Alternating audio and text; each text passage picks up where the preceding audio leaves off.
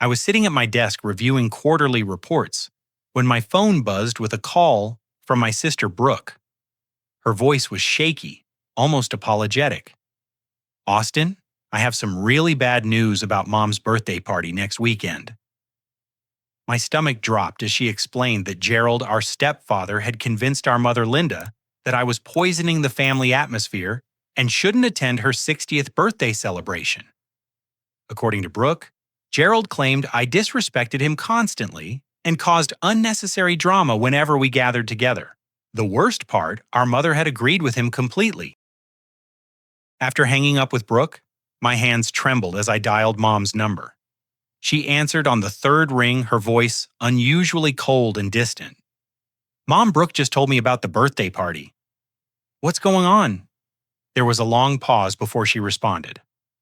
"Austin, Gerald and I have been discussing this for weeks. We think it's better if you don't attend this year." My heart sank into my stomach. "Better? For who, Mom? This is your 60th birthday. I've never missed one of your birthdays." "You've been difficult ever since I married Gerald 3 years ago," she said matter-of-factly. "He's shown me recordings of your phone conversations where you're clearly disrespectful toward him. You question his decisions, you roll your eyes when he speaks, and you make snide comments that upset everyone. I felt like I'd been punched in the gut." Gerald had been recording our conversations. "Mom, those recordings are taken out of context. I've never been deliberately disrespectful." "When have I ever been rude to Gerald in front of you?" "He doesn't need to prove anything to me, Austin. Gerald is my husband now and he's my future. I need to prioritize his happiness and our peace of mind." The words hit me like a freight train. My own mother was choosing her new husband over her son over 28 years of our relationship together. "What about our relationship, Mom? What about all the years we spent together before Gerald came along?" "That's exactly the problem," she replied sharply. "You can't accept that things have changed. Gerald has helped me see that you've always been somewhat selfish and demanding of my attention. He's helped me understand that I need to set boundaries with my adult children." I could barely process what I was hearing. This woman who had raised me, who had celebrated every achievement and comforted me through every failure, was talking to me like I was a stranger causing problems in her life. "Mom, can we please talk about this in person? I feel like there's been some massive misunderstanding." "There's nothing to discuss, Austin. Gerald and I have made our decision. If you can't respect our marriage and his role in my life, then you need to take some time to think about what kind of relationship you want with us going forward." My voice cracked as I asked, "Are you seriously telling me I'm not welcome at your birthday party?" "I'm telling you that Gerald feels uncomfortable around your negativity, and I support him. Maybe after some time apart, you'll be ready to have a more mature relationship with both of us." The conversation felt surreal, like I was talking to a completely different person than the mother who had always been my biggest supporter. "Mom, I don't understand how we got here. Can you please help me understand what I've done wrong specifically? Gerald has been very patient with your attitude, Austin. He's documented several instances where you've undermined him or made him feel unwelcome in his own home. He showed me text messages where you questioned his advice about my finances conversations, where you suggested I shouldn't trust his judgment about renovating the house, and times when you've made it clear you don't approve of our marriage.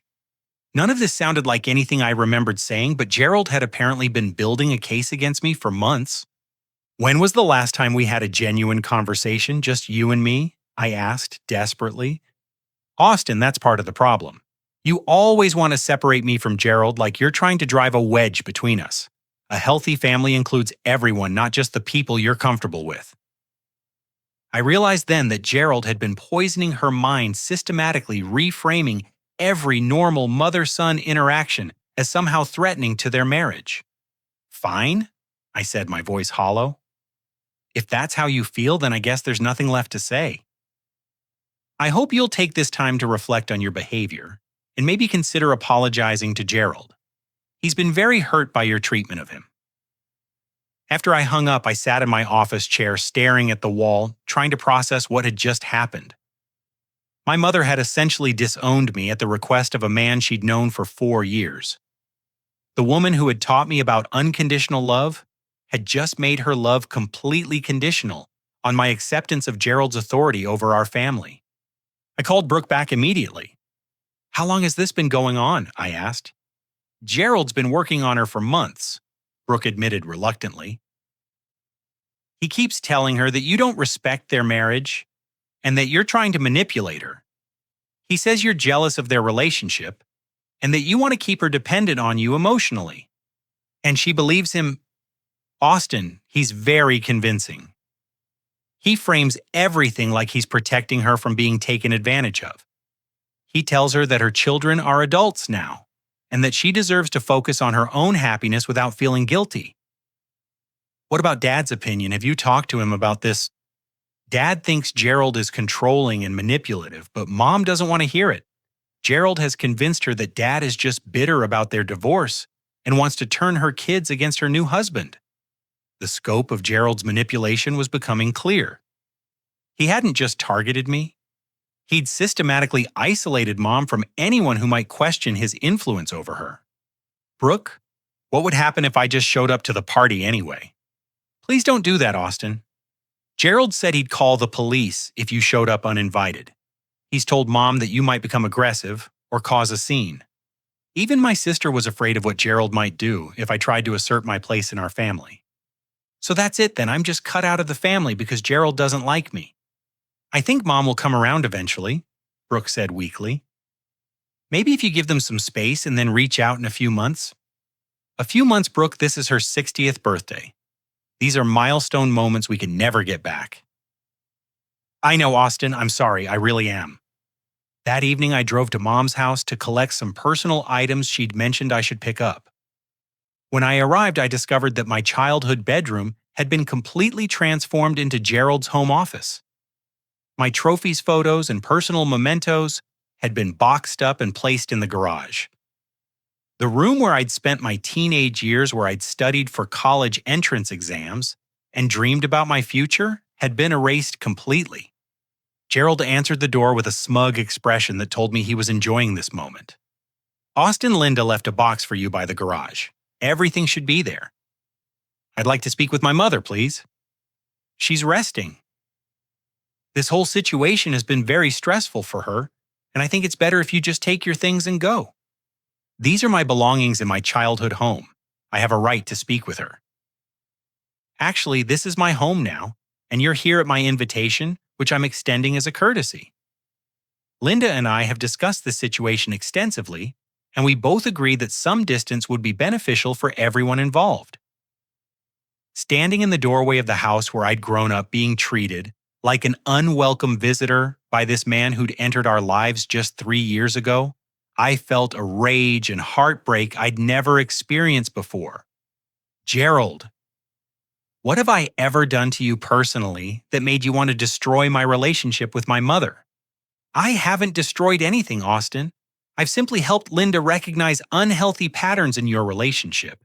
She's an adult woman who deserves to make her own decisions about who she wants in her life without feeling obligated by guilt or manipulation." The irony of him accusing me of manipulation while he was systematically isolating my mother from her own son was almost too much to bear. "You recorded our private conversations without my knowledge. How is that not manipulative?" "I documented concerning behavior that was affecting my wife's emotional well-being. That's called protecting my family." "I am her family, Gerald. I was her family 25 years before you showed up. And now you're an adult with your own life who needs to respect boundaries. Linda doesn't owe you unlimited access to her time and energy just because you're her biological child." As I loaded the box of my childhood memories into my car, I realized that Gerald had won this round completely. He'd successfully convinced my mother that loving her son was somehow a betrayal of her husband, and that protecting their marriage required cutting me out of her life. Driving away from that house, I felt like an orphan. The family I'd known and loved for my entire life had been rewritten to exclude me, and there seemed to be nothing I could do about it. That night I sat in my apartment, staring at my laptop screen, consumed by a fury and heartbreak that felt suffocating. My savings account showed $12,000 that I'd been carefully accumulating for a house down payment. It represented 2 years of careful budgeting, skipped vacations, and modest living. But suddenly, the idea of buying a house in the same city where my own family had just discarded me felt meaningless. On impulse, I opened a travel website and searched for flights leaving the next day. Mom's birthday party was scheduled for Saturday evening, and I wanted to be as far away as possible when it happened. Paris appeared in the search results, and something about the distance appealed to me.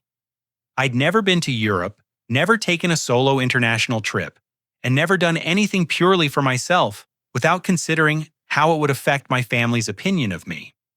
Without allowing myself time to reconsider, I booked a round-trip ticket to Paris, departing Friday afternoon.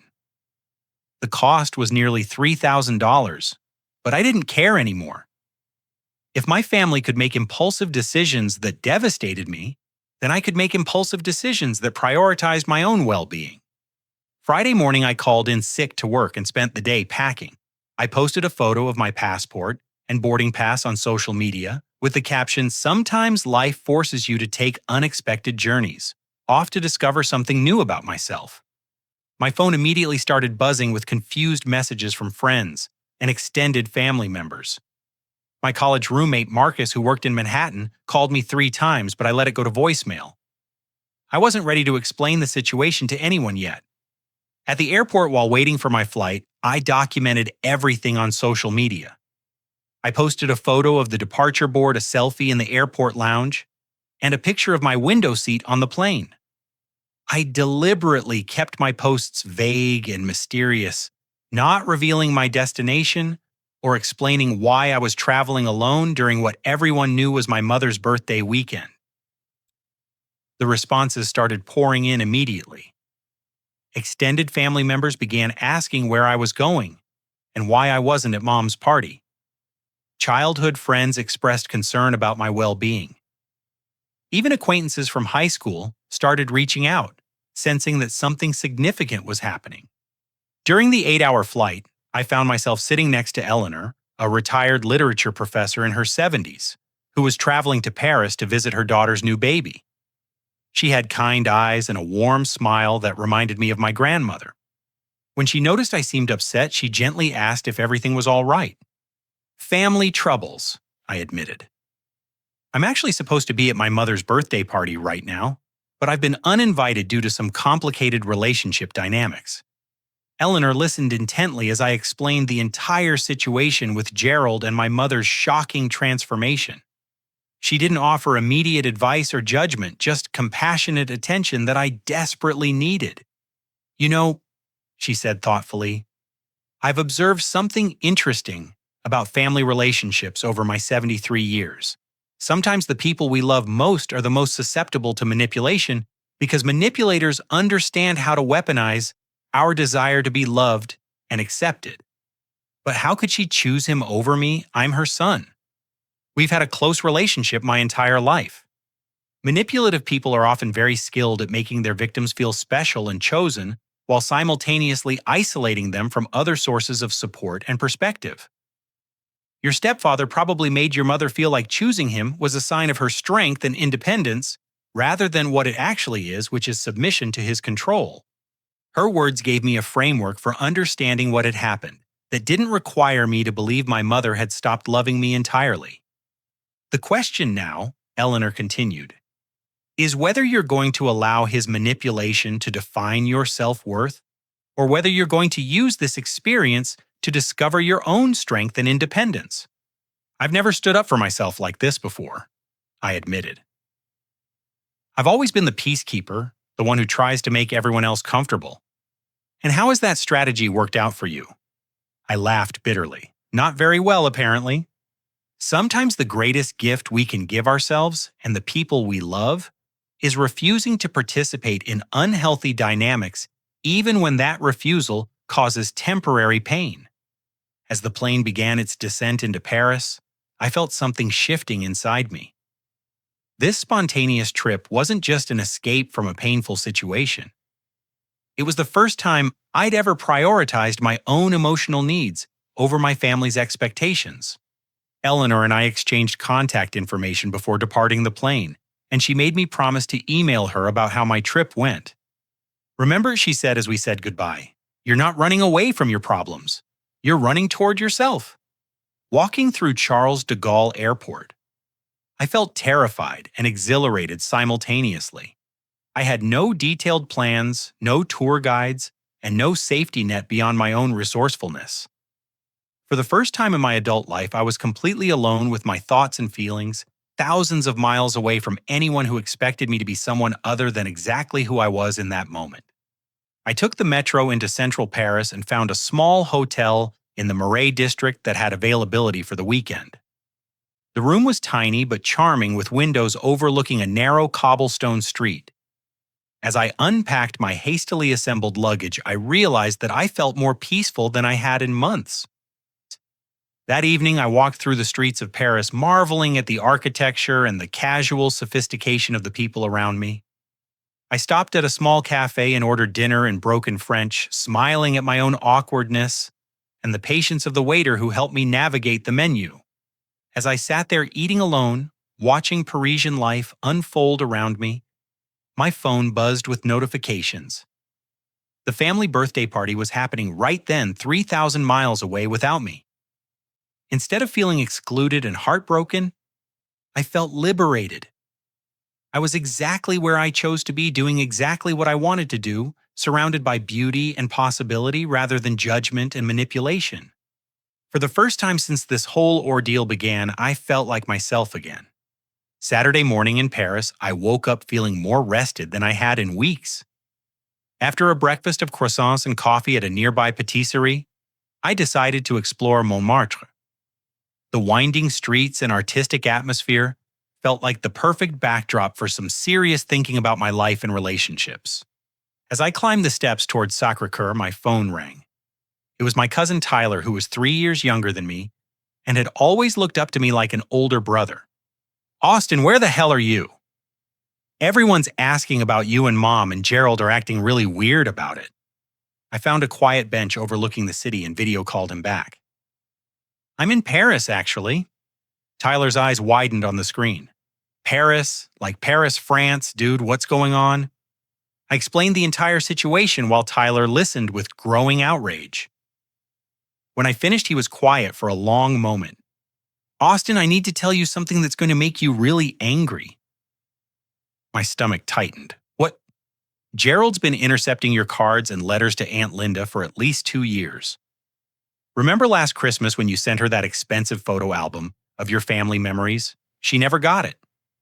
Gerald told her you forgot to send anything, and that it proved you didn't care about her anymore. I felt like I'd been hit by lightning. How do you know this? I accidentally saw him throwing away a birthday card you sent her last year. When I asked him about it, he said she was getting too emotionally dependent on her children, and that it was healthier for her to focus on her marriage instead of constantly hearing from you kids. Tyler, that's mail fraud. That's illegal. I know, but I didn't know what to do about it. I was only 19 and he convinced me that adults handle things differently than kids do. He said you'd understand eventually. The scope of Gerald's manipulation was even worse than I'd imagined. He hadn't just turned my mother against me. He'd been actively sabotaging my attempts to maintain our relationship. What else do you know? He changed her emergency contacts at the bank and at her doctor's office. Instead of you being listed as her primary contact, it's him now. And he's been gradually convincing her to stop hanging out with her longtime friends, especially the ones who ask about you.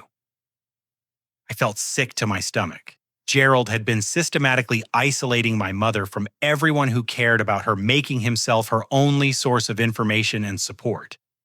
Tyler, what's happening at the party right now? That's actually why I called. Everyone's asking where you are, and Gerald keeps making up different stories. First he said you were sick, then he said you were working, then he said you had other plans. People are starting to notice that his explanations don't make sense. Who's there?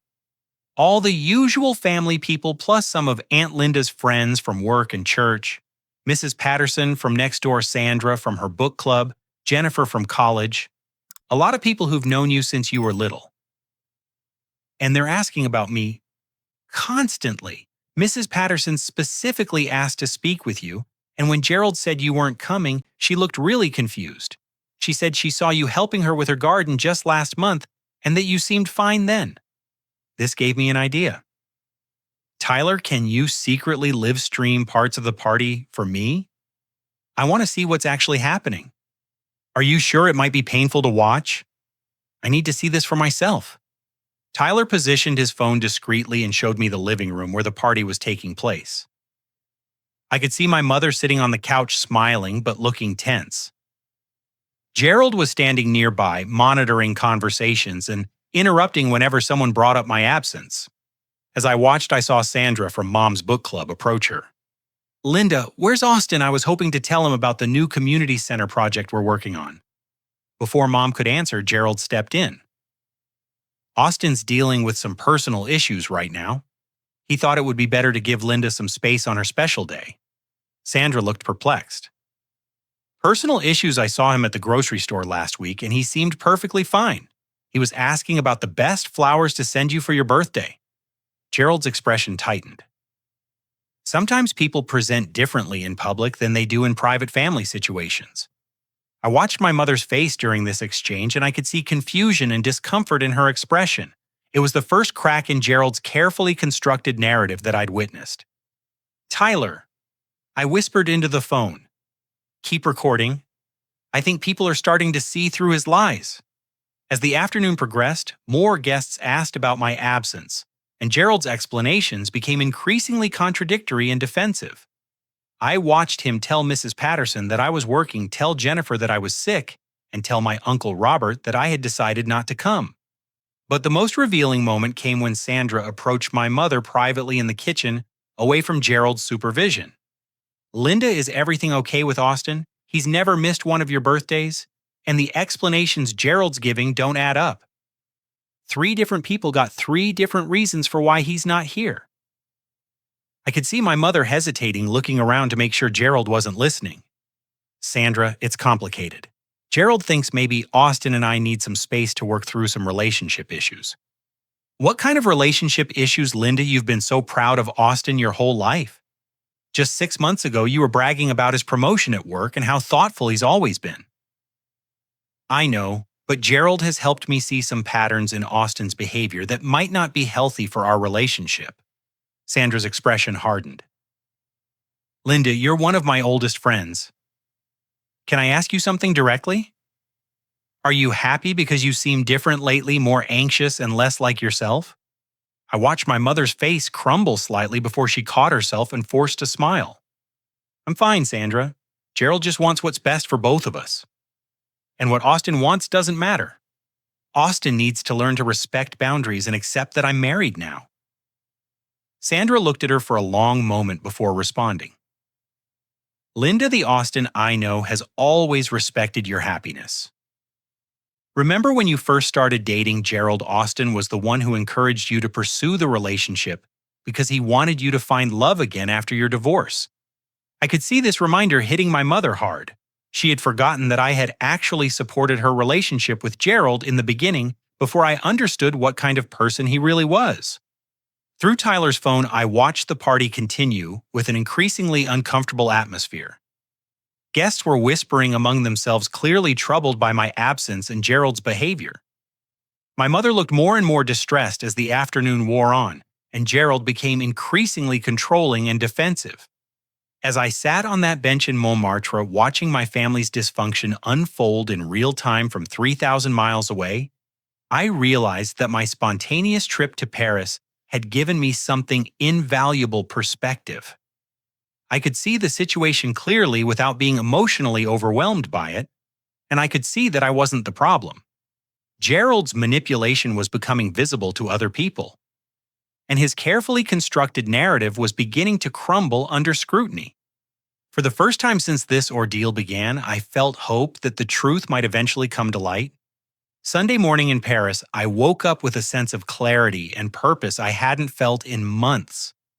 After spending the evening processing everything I'd witnessed through Tyler's secret livestream, I decided it was time to tell my side of the story publicly. I crafted a detailed social media post explaining the entire situation. I included screenshots of my attempts to communicate with my mother, examples of Gerald's manipulative messages, and a timeline of how our relationship had deteriorated since his arrival in our family. I made sure to keep the tone factual and sad rather than angry, focusing on the loss of my relationship with my mother rather than attacking Gerald directly. The post began, "Many of you have been asking why I'm traveling alone during my mother's 60th birthday weekend. I've been struggling with whether to share this publicly, but I think it's important for people to understand how emotional manipulation can destroy families even when the victims don't recognize what's happening." I went on to describe the gradual isolation tactics, the intercepted mail, the reframing of my behavior, and ultimately being banned from my own mother's birthday celebration. I ended with, "I'm sharing this not to embarrass anyone, but because I believe families shouldn't have to choose between loving their children and supporting their spouse's need for control. I hope my mother will eventually see that love doesn't require cutting people out of your life." Within an hour, the post had been shared dozens of times among our extended family and community friends. The response was overwhelming and immediate. Mrs. Chen, our 70-year-old Chinese neighbor, who had lived next to us for 15 years, called me directly. Her voice was shaking with indignation. "Austin, I just read your post and I'm furious. Gerald told people you've become disrespectful and ungrateful, but I see you every time you visit your mother. You've helped me carry groceries, you've shoveled my driveway, and you've always been polite and thoughtful. That man is lying about you. Mrs. Chen, I appreciate you saying that, but I don't want to put you in an uncomfortable position with my family." Uncomfortable, Austin. I'm 70 years old. I've seen enough manipulative men to recognize one when I see him. Gerald has been trying to isolate your mother from everyone who knew her before he arrived. He's convinced her to stop attending our neighborhood book club. He's interrupted conversations when longtime friends try to talk to her privately, and he's constantly monitoring her interactions with other people. This was information I'd never heard before. Gerald's control extended far beyond our family. He'd been systematically cutting my mother off from her entire social support network. "What can I do from Paris, Mrs. Chen?" "You keep being yourself, dear. The truth has a way of coming out eventually, especially when people start paying attention to patterns instead of believing isolated stories." Over the next few hours, my phone didn't stop ringing. Sandra from Mom's Book Club called to express her outrage and to share her own observations about Gerald's controlling behavior. Jennifer, Mom's college friend who had attended the party, called to tell me how uncomfortable the atmosphere had been and how many guests had left early after witnessing Gerald's defensive and hostile responses to questions about my absence. But the most significant call came from my Uncle Robert, my father's brother, who was a family law attorney. "Austin, I've been watching this situation develop for months, and yesterday's party confirmed my worst suspicions about Gerald. I think we're dealing with a textbook case of emotional abuse and isolation." "Uncle Robert, what do you mean by textbook?" "Gerald is following a pattern that's very common among controlling partners. First, he identified the most important relationships in your mother's life and systematically undermined them. He convinced her that her children were manipulative, her friends were intrusive, and her independence was selfish. Then he positioned himself as her protector and sole source of truth and support. But she chose to marry him. She chose to believe his version of events. Austin, victims of emotional manipulation don't always recognize what's happening to them. Gerald has been very clever about framing his control as love and protection. He's convinced your mother that isolating herself from people who question their relationship is actually a sign of her commitment and maturity. So what can we do? We document everything, and we make sure your mother sees that she has support if she decides she wants to rebuild the relationships Gerald has damaged. Your social media post was actually brilliant because it puts the manipulation out in the open where people can see it clearly. While we were talking, Tyler called on the other line. I conferenced him in to hear what had happened after the party ended. Uncle Robert, you should know that Gerald completely lost it after most of the guests left yesterday.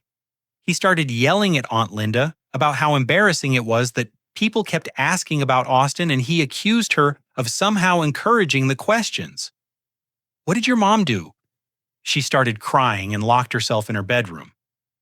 Gerald spent the rest of the evening calling family members trying to control the narrative about why Austin wasn't there. But his stories kept changing and people started comparing notes about what he'd told them. Uncle Robert took notes while Tyler described Gerald's increasingly frantic attempts to maintain his version of events. Austin Robert said, I think Gerald is beginning to realize that his manipulation is becoming visible to other people, and that's making him desperate. Desperate people make mistakes, and mistakes create opportunities for truth to emerge. Monday morning Paris time, which was early Sunday evening in New York, I received a call that would change everything. It was Sandra from Mom's Book Club, and she sounded breathless with excitement. Austin, you need to know what just happened. I went over to check on your mother this afternoon, and Gerald tried to prevent me from talking to her privately. When I insisted, he became verbally aggressive and actually tried to physically block me from entering their house. What did you do? I told him I was calling the police if he didn't allow me to speak with my friend, and that's when your mother appeared. She looked terrible, Austin. She looked like someone who hasn't slept and has been crying for hours. Did you get to talk to her? Yes, but only after Gerald stormed out of the house in a rage. Linda broke down and admitted that she's been having doubts about Gerald's version of events, especially after seeing how uncomfortable everyone was at her party. She said she's starting to remember things differently than how Gerald has been describing them to her. My heart started pounding. What kinds of things? She remembered that you actually encouraged her relationship with Gerald in the beginning. She remembered that you've always been supportive of her happiness. And she remembered that Gerald has been the one pushing for changes in their social life and family relationships, not her. This was the breakthrough I'd been hoping for. Gerald's manipulation was beginning to lose its power as my mother started to remember her own experiences instead of accepting his interpretation of them. Sandra, what do you think I should do? I think you should be patient and let this process unfold naturally. Your mother is beginning to see the truth, but she needs to come to her own conclusions about what to do with that information. Pushing too hard right now might cause her to retreat back into Gerald's version of reality. As I hung up the phone and looked out at the Parisian evening sky, I felt something I hadn't experienced in months. Hope. The truth was beginning to emerge. My family and community were seeing Gerald's behavior clearly, and my mother was starting to question the narrative that had been imposed on her. My spontaneous trip to Paris had given me the distance and perspective I needed to see the situation clearly, and more importantly, it had demonstrated to everyone that I was strong enough to prioritize my own well-being, even when it meant disappointing people I loved. For the first time since this ordeal began, I felt like I might actually win this battle for my family relationships. Monday evening in Paris, I was sitting in a small bistro near my hotel when Tyler called me with urgency in his voice. Austin, you're not going to believe what just happened. Aunt Patricia just showed up at Mom's house, and she's confronting Gerald directly about his treatment of you. Aunt Patricia was my father's sister, a no-nonsense high school principal who had never particularly liked Gerald but had kept her opinions to herself for the sake of family peace. If she was getting involved, it meant the situation had reached a tipping point. Is she live streaming this too? Even better. I'm actually at the house right now. Mom called me crying this afternoon and asked me to come over because she was scared to be alone with Gerald. When Aunt Patricia arrived, she brought a notebook full of documentation. What kind of documentation? She's been keeping track of Gerald's contradictory stories about you for over a year. She has dates, times, and exact quotes of different explanations he's given for the same events.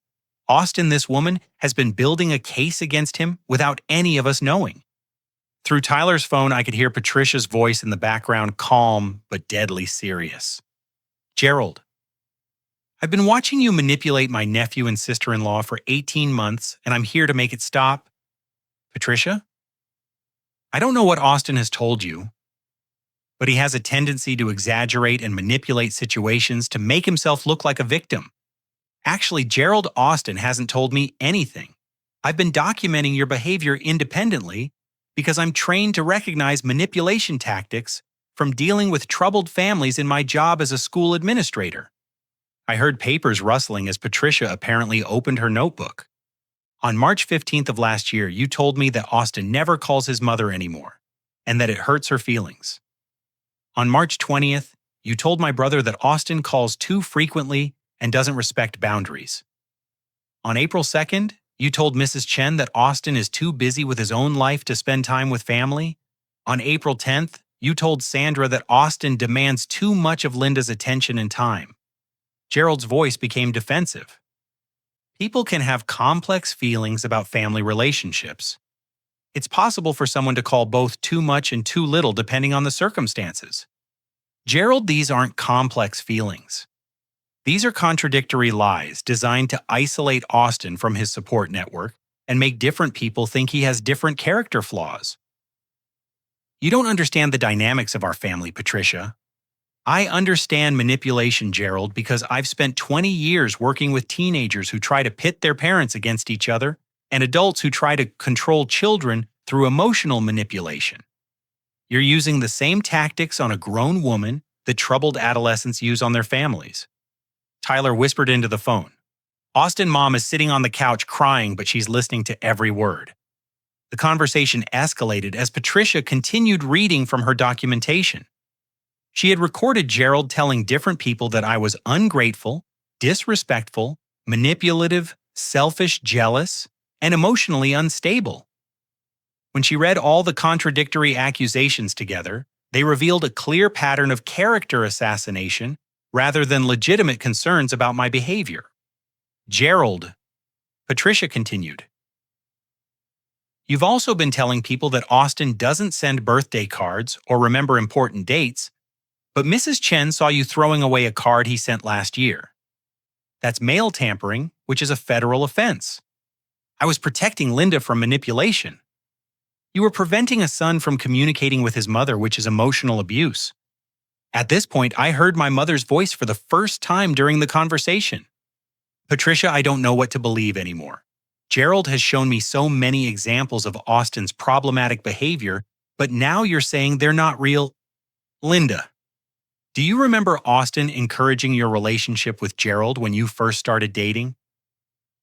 Yes, but Gerald says that was just Austin trying to manipulate me into thinking he was supportive. Linda, do you remember Austin helping you move into this house when you and Gerald got married? Yes, but Gerald says Austin was just trying to maintain control over my living situation. Linda, do you remember Austin organizing that surprise birthday party for you 2 years ago when he coordinated with all your friends and spent weeks planning every detail? I could hear my mother crying harder now. Yes, I remember that. Gerald, how do you explain that behavior if Austin is as selfish and manipulative as you claim? There was a long pause before Gerald responded, and when he did, his voice had changed. The careful, measured tone he usually used was replaced by something colder and more aggressive. Patricia, you're interfering in a marriage that doesn't concern you. Linda and I have made decisions about our family boundaries, and we don't need input from people who don't understand our relationship. I understand that you've systematically isolated Linda from her son, her friends, and her support network. I understand that you've reframed every positive interaction she's had with other people as somehow threatening to your marriage. And I understand that you've convinced her that love means cutting people out of her life instead of building connections. Tyler whispered, Austin, other people are arriving now. Uncle Robert just pulled up and so did Jennifer from Mom's college. Through the phone, I could hear multiple conversations starting as more family members and friends arrived at the house.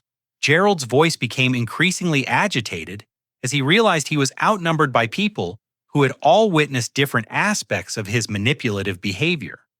This is ridiculous, Gerald said loudly. I'm being attacked by people who don't live in this house and don't understand the daily reality of dealing with Austin's behavior. Jennifer's voice joined the conversation. Gerald, I've known Austin since he was 8 years old. I was at your wedding, and I watched him give a heartfelt speech about how happy he was that Linda had found love again. The person you're describing doesn't exist. Jennifer people change. Austin has become bitter and resentful about his mother's remarriage. Then why did he encourage her to accept your proposal? Why did he help plan your wedding, Gerald? I have photographs of Austin smiling and celebrating with you at your reception. Was he faking his happiness for 2 years? Uncle Robert's voice added to the mix. Gerald, I'm a family law attorney, and I've been documenting your behavior as well. What we're describing isn't a family dispute, it's a pattern of emotional abuse and isolation. Robert, you're biased because you're Austin's uncle. I'm concerned because I've seen this pattern destroy families before. You've convinced Linda that maintaining relationships with people who care about her is somehow disloyal to you. That's not love, Gerald, that's control. As the confrontation continued, Tyler provided me with a running commentary of Gerald's body language and facial expressions. According to Tyler, Gerald was becoming visibly agitated, pacing around the room, interrupting people, and showing signs of the aggressive behavior that my mother had been shielded from during their private interactions. Austin. Tyler whispered, I think this is it. I think people are finally seeing who Gerald really is, and Mom is watching it all happen. The most significant moment came when Gerald made a critical mistake. Feeling cornered and defensive, he said something that revealed his true feelings about my mother's autonomy. Linda doesn't need all of you telling her what to think. She's perfectly capable of making her own decisions when she's not being influenced by people who want to manipulate her emotions. Aunt Patricia immediately jumped on this statement. Gerald, are you saying that Linda's lifelong relationships with her family and friends are manipulation, but your influence is somehow pure and objective? I'm saying that I'm her husband and my opinion should matter more than the opinions of people who only see her occasionally. So you think marriage means your wife should prioritize your perspective over her own relationships and experiences? I think marriage means we make decisions together without interference from people who don't live our daily reality. Jennifer spoke up again. Gerald Linda lived her daily reality for 57 years before she met you. Are you saying that all of her relationships and experiences during that time were somehow invalid or unimportant? At this point, Tyler reported that my mother stood up from the couch and spoke in a voice that was stronger than anyone had heard from her in months. Gerald, I need everyone to leave except Patricia. I want to talk to her privately. Gerald's response revealed everything about his character. Instead of respecting his wife's request, he became controlling and demanding. Linda, these people are filling your head with lies and trying to turn you against me. I think you should ask them to leave and we should discuss this privately. Gerald, I asked everyone except Patricia to leave. That includes you. The silence that followed this statement was apparently deafening. My mother had just asserted her autonomy in front of witnesses, and Gerald's reaction would determine whether he respected her independence or revealed his need to control her. According to Tyler, Gerald chose to reveal his true nature. He became verbally aggressive, accused the assembled family members of orchestrating a conspiracy against him, and demanded that my mother choose between him and everyone else in the room. It was the moment when Gerald's careful manipulation finally collapsed under the weight of his own desperation and anger.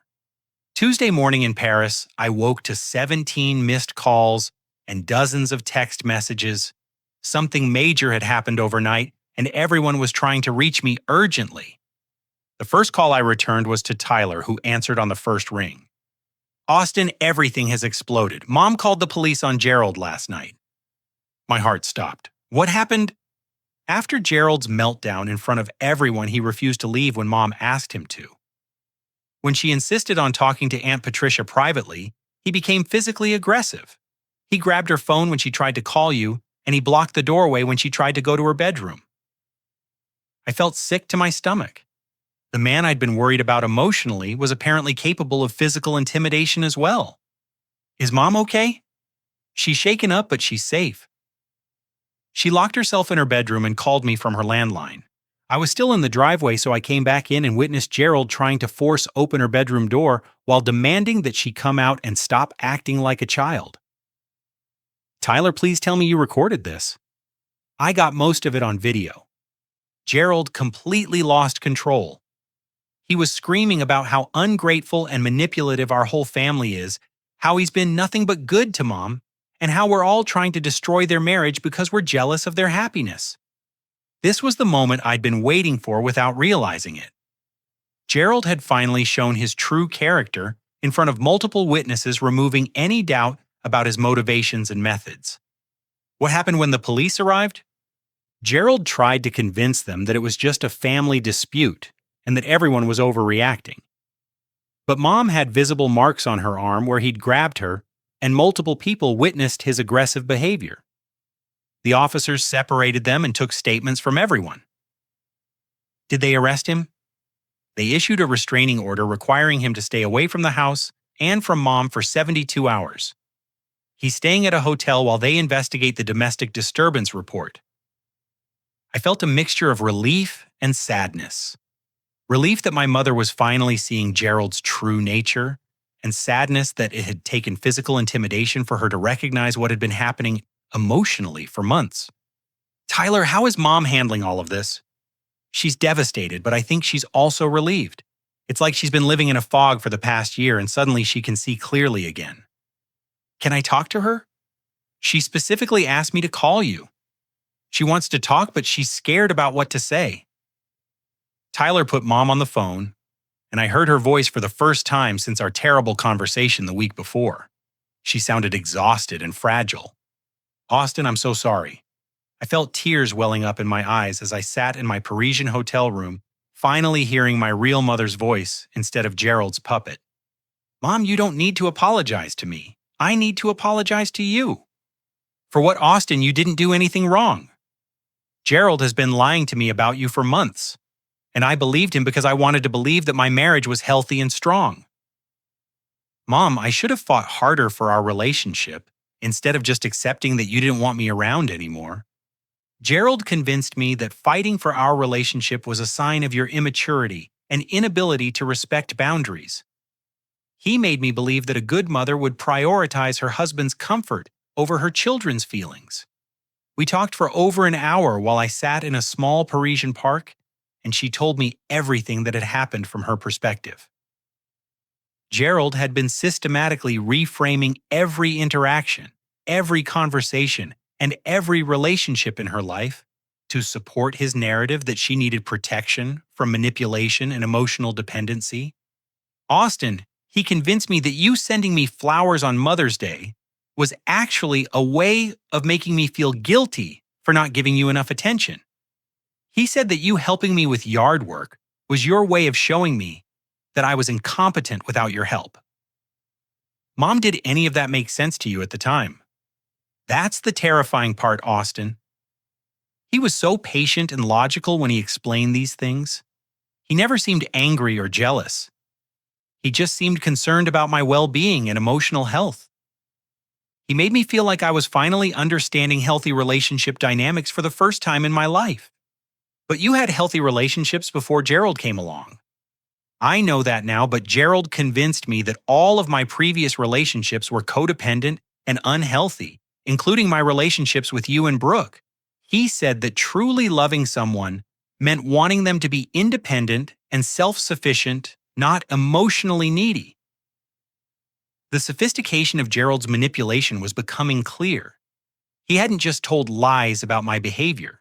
He'd created an entire philosophical framework that redefined love, family, and healthy relationships in ways that served his need for control. Mom, what made you finally see what was happening?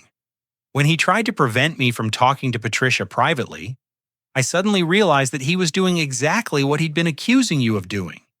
He was trying to control my relationships and limit my access to outside perspectives. In that moment, I saw that his behavior toward me was possessive and controlling, not protective and loving. And when he became physical, Austin, I felt terrified of my own husband. I realized that the man who had been protecting me from your alleged manipulation was actually the one manipulating me. Everything he'd accused you of doing, he was doing himself, just more subtly. We talked about next steps, and I learned that several family members were helping her navigate the legal and practical aspects of separating from Gerald. Uncle Robert was advising her about divorce proceedings. Aunt Patricia was helping her reconnect with friends Gerald had convinced her to avoid, and Tyler was staying at the house to make sure she felt safe. Austin, I know I have a lot of work to do to rebuild the trust and relationships that Gerald convinced me to damage. I don't expect you to forgive me immediately, but I want you to know that I never stopped loving you. Mom, I never stopped loving you either. I was hurt and confused, but I always believed that the real you was still there somewhere underneath Gerald's influence. What made you go to Paris? I needed to get far enough away to think clearly about what was happening. I also needed to prove to myself that I could be okay without your approval, which sounds harsh, but I think it was necessary. It doesn't sound harsh, Austin. It sounds like something a healthy, mature person would do when faced with an impossible situation. As our conversation wound down, Mom asked me when I was coming home. My flight is tomorrow evening. I'll be back Thursday morning. Austin, would you be willing to have dinner with me when you get back? Just the two of us, so we can start rebuilding our relationship without any outside influence. I'd love that, Mom. After we hung up, I sat in that Parisian park, feeling a complex mixture of emotions. I was relieved that the truth had finally come to light, grateful that my mother was safe, and proud that I'd handled the situation with more maturity than I'd known I possessed. But I was also aware that rebuilding our relationship would take time and effort from both of us. Gerald's manipulation had damaged not just my relationship with my mother, but my mother's ability to trust her own judgment about relationships and people. That evening, I called Eleanor, the literature professor I'd met on the plane, and told her about everything that had transpired since our conversation. Austin, she said thoughtfully, do you realize what you've accomplished by refusing to participate in Gerald's manipulation? I survived it, I guess. You did much more than survive it. You demonstrated that love sometimes requires setting boundaries, even when those boundaries are painful. You showed your mother what self-respect looks like, and you gave her permission to reclaim her own autonomy by modeling it yourself. I'm scared that our relationship will never be the same. It won't be the same, Austin. It will be healthier. You've both learned important lessons about manipulation, autonomy, and the difference between love and control. Those lessons will serve you well in all of your future relationships. As I prepared for my final day in Paris before returning home, I felt like I was returning as a different person than the one who had fled in hurt and confusion just 5 days earlier. I had learned that sometimes the most loving thing you can do is refuse to accept unacceptable treatment, even from people you love desperately.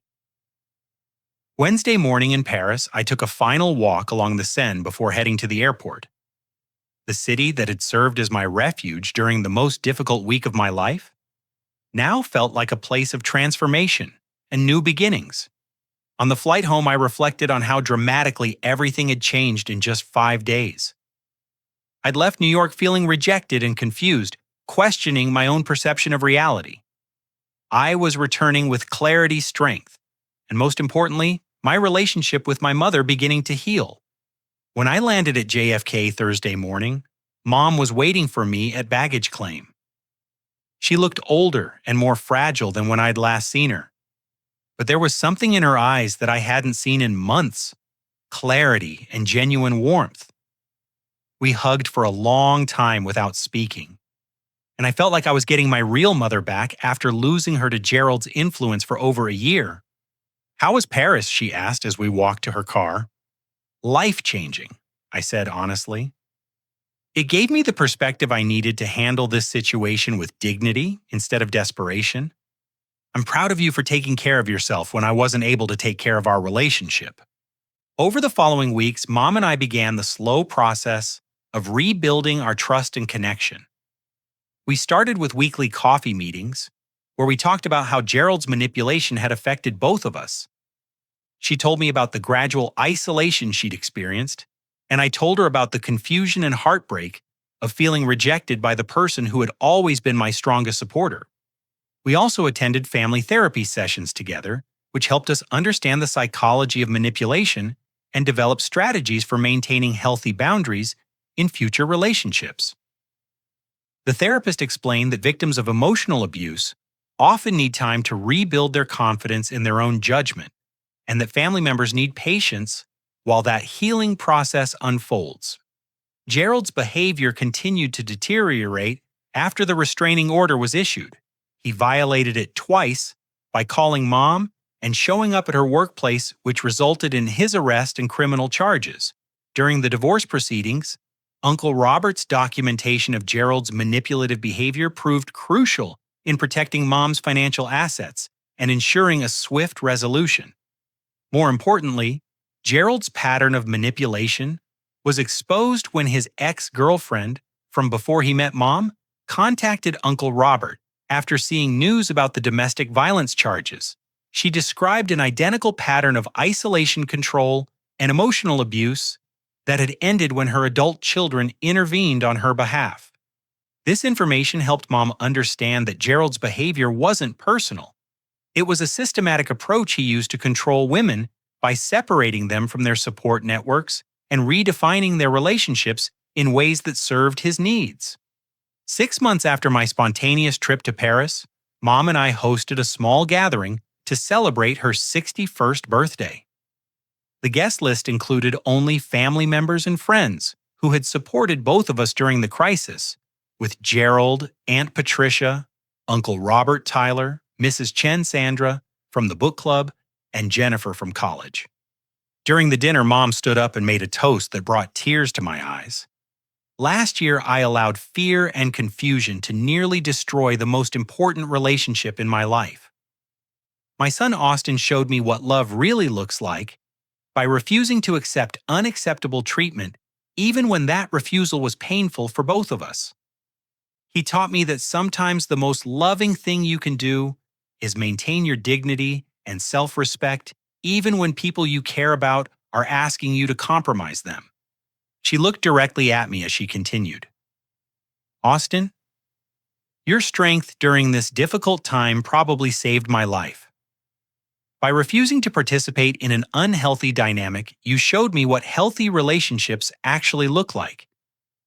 I'm grateful for your patience while I found my way back to myself, and I'm proud to be your mother. The applause from our small group of supporters felt more meaningful than any large celebration could have been. Over the past year, I've learned that family relationships require constant nurturing and protection from people who would exploit them for their own purposes. I've learned that love sometimes requires saying no to things that feel good in the moment but are unhealthy in the long term. Most importantly, I've learned that my own self-respect and emotional well-being are not selfish priorities. They're necessary foundations for healthy relationships with other people. Mom has thrived since ending her marriage to Gerald. She's reconnected with old friends, developed new hobbies, and rediscovered parts of herself that she'd lost during the relationship. She's also become an advocate for other women experiencing emotional abuse, sharing her story at support groups and helping people recognize manipulation tactics before they become overwhelming. Gerald moved to another state after the divorce was finalized, and we occasionally hear updates about his attempts to control new romantic partners. Each time we share the information with local domestic violence organizations to help protect other potential victims. I've started writing a blog about family manipulation and emotional abuse, sharing what I learned about maintaining relationships while protecting yourself from people who would exploit your love and loyalty. The response has been overwhelming, with hundreds of people sharing similar stories and supporting each other through difficult family dynamics. My relationship with Mom is stronger now than it was before Gerald entered our lives. We've learned to communicate more directly about our needs and boundaries, and we've both become more skilled at recognizing manipulation tactics in our other relationships. The most unexpected outcome of this experience has been the confidence I've gained in trusting my own judgment and advocating for myself in difficult situations. I've applied these skills in my career, my friendships, and my romantic relationships, always remembering that love should enhance your life, not require you to diminish yourself. Looking back on that spontaneous trip to Paris, I realize it was the beginning of my journey toward becoming the person I was meant to be.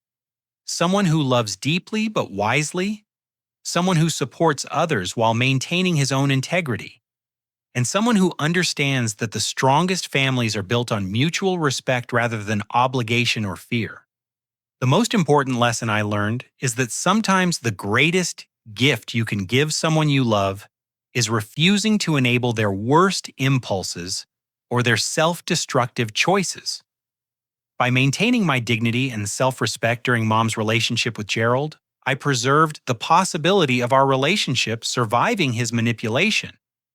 If I had compromised my values or accepted unacceptable treatment, there would have been nothing healthy left to rebuild when she finally recognized the truth about her marriage. Family love should never require you to lose yourself, and anyone who asks you to choose between your self-respect and their approval is not acting from a place of genuine love. Today, Mom and I laugh about my impulsive trip to Paris, but we both understand that it represented much more than an escape from a difficult situation. It was the moment when I chose to prioritize my own emotional health over my fear of disappointing people, and that choice ultimately saved our relationship and possibly her safety. Sometimes the most loving thing you can do is trust that the people who truly care about you will find their way back to healthy relationships, even if that process requires temporary distance and difficult conversations about truth and boundaries. Have you ever had to choose between maintaining your dignity and keeping peace in an important relationship? How did you navigate that impossible situation? And what did you learn about love and boundaries from the experience? I'd love to hear your stories in the comments below. And if this story resonated with you, please hit the like button and subscribe for more content about building healthy family relationships despite difficult circumstances. Don't forget to share this story with anyone who might be struggling with similar family dynamics, because sometimes knowing you're not alone makes all the difference in finding the courage to advocate for yourself. Thank you for listening to my story, and I hope it helps you remember that you deserve relationships built on mutual respect and genuine love, not manipulation or control. Take care of yourselves and remember that your emotional well-being matters just as much as anyone else's.